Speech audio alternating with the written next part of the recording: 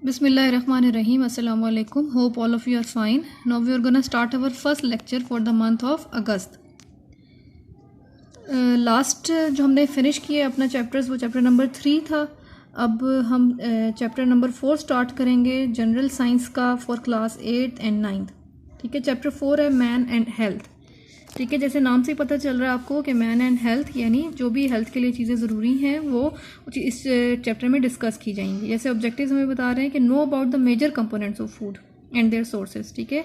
यानी फूड जो mainly consist होता है वो किस चीज़ पर होता है और वो कहाँ से हासिल किए जा सकते हैं, सोर्सेज क्या हैं. Learn about the energy values of nutrition यानी एनर्जी न्यूट्रिशन से जो हमें एनर्जी मिलती है वो किस हद तक ज़रूरी है.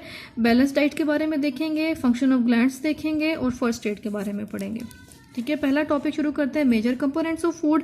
इसमें हमारे पास क्या है, human body is a machine that needs fuel for its normal working. We perform a variety of functions in our daily life such as walking, moving, talking etcetera.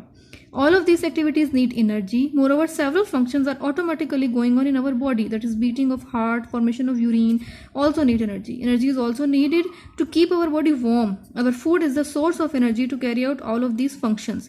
The food acts as a fuel for the human body. ठीक है. Simple सी बात है. इस paragraph में जो बताना चाहा है उसने बताया है कि ह्यूमन बॉडी भी एक मशीन की तरह है. जिस तरह कोई भी मशीन हो हमारी, जैसे हमारा टेलीफोन ही है, तो जब तक उसे चार्ज नहीं करेंगे वो काम नहीं करता. तो सिमिलरली हमारे पास ये है कि ह्यूमन बॉडी को भी अपनी नॉर्मल वर्किंग के लिए एनर्जी की हर वक्त ज़रूरत रहती है. अब नॉर्मल वर्किंग में बहुत सारी चीज़ें जैसे चलना फिरना, खाना, और अगर कोई काम नहीं भी कर रहा, वो सिर्फ बैठा हुआ है, तो भी उसके अंदर बहुत सारे फंक्शंस हो रहे होते हैं. जैसे पंपिंग ऑफ हार्ट है, या यूरिन है, या डाइजेशन हो रही है, या रिस्पायरेशन हो रही है, वो सांस ही ले रहा है. तो ये सारे प्रोसेस जो हैं एनर्जी के बगैर नहीं होते. तो इन तमाम कामों के लिए इंसान की बॉडी को एनर्जी रिक्वायर्ड होती है.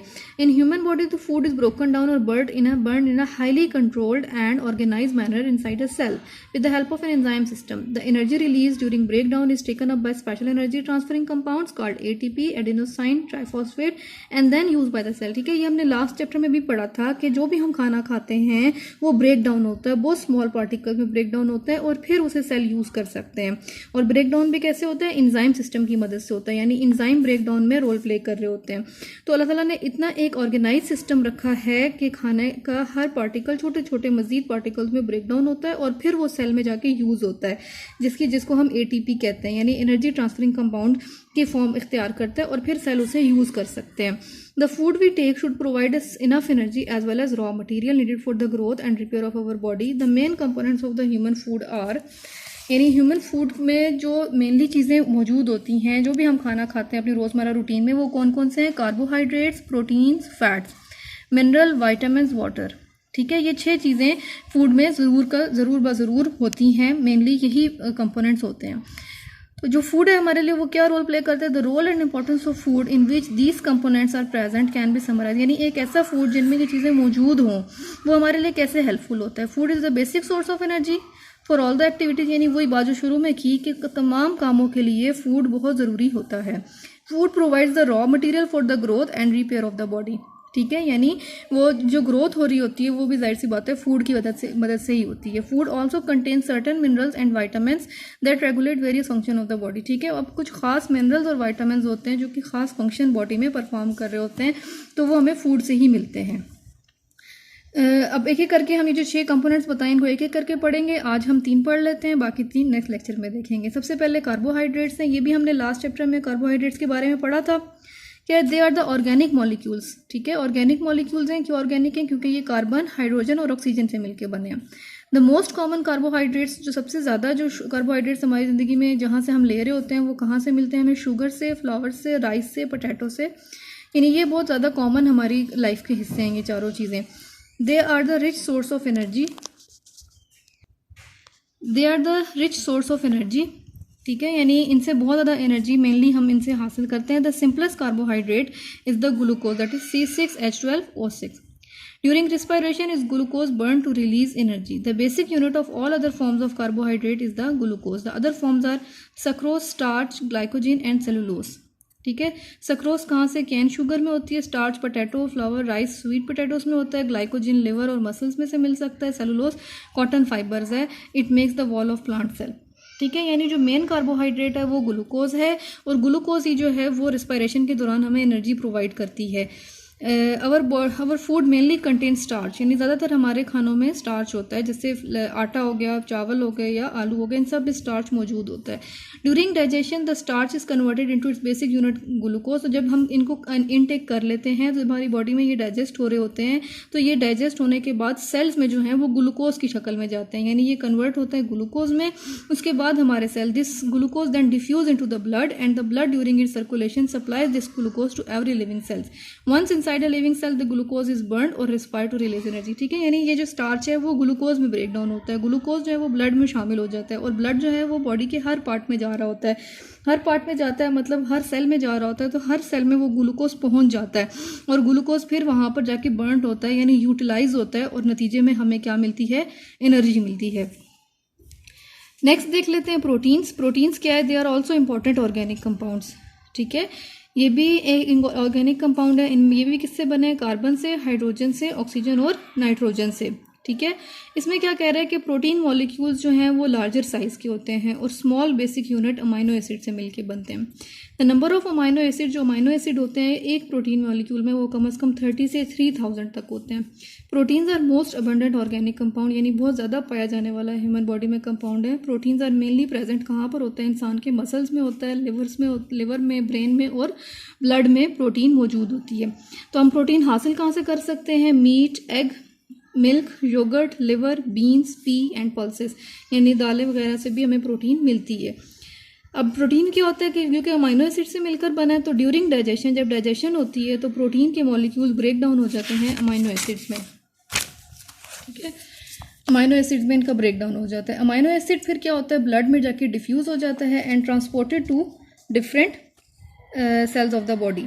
ठीक है, वंस इनसाइड अ सेल, एक दफ़ा सेल में चला गया तो दिस अमाइनो एसिड में फॉर्म डिजायर्ड प्रोटीन और यूज टू प्रोवाइड एनर्जी। ठीक है, जब ये सेल में चला गया तो अब ये क्या है, या तो ये वहाँ पर जाके दोबारा प्रोटीन बन जाता है या फिर एनर्जी प्रोवाइड कर देता है। Protein also play some important role in the body. इसके अलावा इसके क्या काम है, they make bulk of the human body, they provide energy to the body, they make various structures of the cell, enzymes are also proteins, hemoglobin of red blood cells is also proteins, insulin is also a protein, its shortage causes the common diseases called diabetes। ठीक है, यानी ये सारे काम भी protein कर रहा होता है, ना सिर्फ एनर्जी प्रोवाइड कर रहा होता है बल्कि ह्यूमन बॉडी में बल्क बनाता है, एनर्जी देता है, स्ट्रक्चर ऑफ सेल यानी सेल के जो भी स्ट्रक्चर्स हैं उनमें उनकी कंस्ट्रक्शन में क्या काम करता है, इंजाइम्स जो कि बहुत ज़रूरी होते हैं डाइजेशन में या पूरी बॉडी में, वो भी प्रोटीन के बने होते हैं। हीमोग्लोबिन में प्रोटीन मौजूद होता है और इंसुलिन खुद एक प्रोटीन है जिसकी शॉर्टेज हमें पता है कि डायबिटीज़ के पेशेंट्स में डायबिटीज़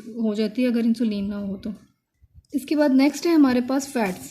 ठीक है, फैट्स में क्या है, they are also important organic compounds, ये भी बहुत अहम कंपाउंड है। ऑल टाइप्स ऑफ फैट्स यानी घी, oil, butter etcetera are collectively called lipids. ठीक है, यानी जितने भी फैट्स हैं उनको हम कलेक्टिवली उनको क्या कहा जाता है, लिपिड्स। अब फैट्स हमें पता है घी से भी मिलता है, ऑयल से भी मिलता है, मक्खन वगैरह से भी मिलता है। तो fats have large molecules and contains double amount of energy as compare to carbohydrates and proteins. ठीक है, यानी जितनी एनर्जी हमें कार्बोहाइड्रेट्स या प्रोटीन से मिलती है उससे डबल हमें फैट से मिलती है। Fats are therefore rich source of energy. During digestion fats कैसे ब्रेक डाउन होते हैं, ग्लिसरॉल में और फैटी एसिड्स में, which are then diffuse into blood and then supply to all the cells of the body. ठीक है, यानी ये इनका ब्रेक डाउन होता है फैटी एसिड्स में और ग्लिसरॉल में और उसके बाद ये सेल्स में जाके यूज़ हो पाते हैं। नेक्स्ट देख लेते हैं मिनरल्स।